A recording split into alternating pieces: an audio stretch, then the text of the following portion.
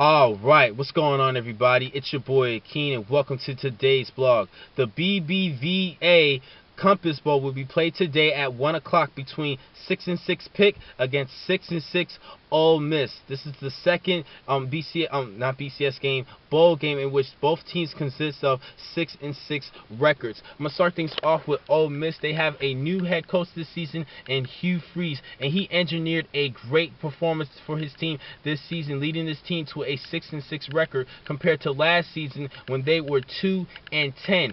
Big improvement, and they had a big win in the Egg Bowl at the end of the season, 41-14 against arch rival Mississippi State. Now, the craziest thing about this Ole Miss team and this new head coach in Freeze is the recruiting that he's been doing even in the offseason during the year. He is actually picking up some of the top prospects in high school this upcoming season, including the #1 defensive end, the #1 defensive tackle, and the #1 wide receiver, as well as a couple of key players on the offensive line and defensive backs. Now, he's actually improving a lot. Now, there's no guarantee that he's actually going to sign these players, but they have a couple of commitments, verbal commitments from some of the top players in high school. So I'm really looking forward to see what will happen on February 6th, National Signing Day, and Ole Miss is looking forward to picking up a lot of players. Now, I need to talk about this team a little bit. Their quarterback, Bo Wallace, he's actually had a decent season in his first year, 2,800 yards passing, 19 touchdowns, and 15 interceptions.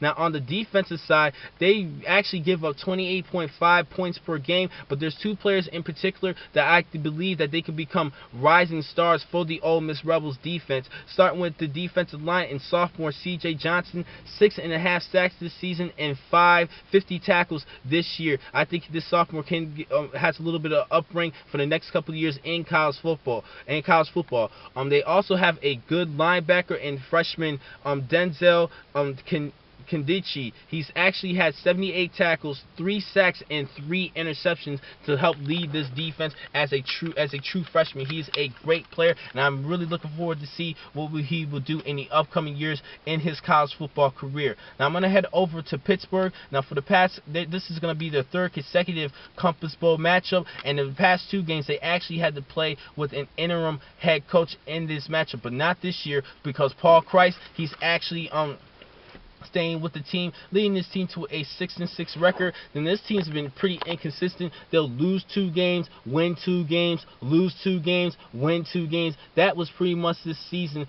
Thus far, they had a pattern of winning 2 games and losing 2 games. Now, they have a couple of good players on the offensive side, starting with their quarterback, Tino Sinceri. He actually had his best year yet as a college football quarterback, leaving out a good senior year, 19 touchdowns to just 2 interceptions. Count them, just 2. That means that he did a better job protecting the football and throwing it. And he passed for just over 3,100 yards passing this season. And they have a good running back behind him in Ray Graham, over 1,000 yards this season. Now, on the defensive side, there's only one player in particular that I'm looking at, as Jason Hendricks. He's actually tied first in the Big East Conference with 5 interceptions, leading this team only averaging 19.7 points allowed per game on the defensive side. So that gives them the advantage over Ole Miss, and I'm really pretty much interested to see what will happen in this matchup. I know a lot of people are going to sleep in this game, getting ready for the NFL playoffs today, but this is a consolation game that everybody, a warm-up game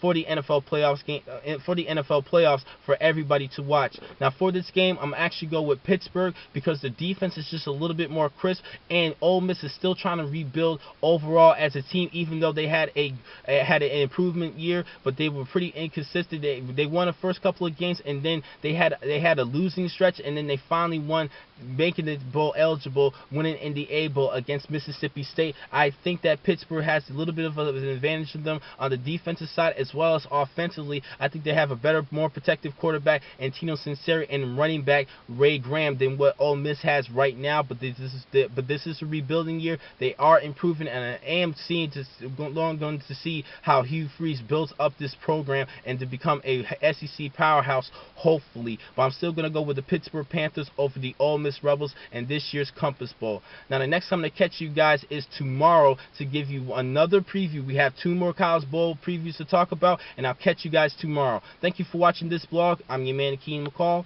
Be easy.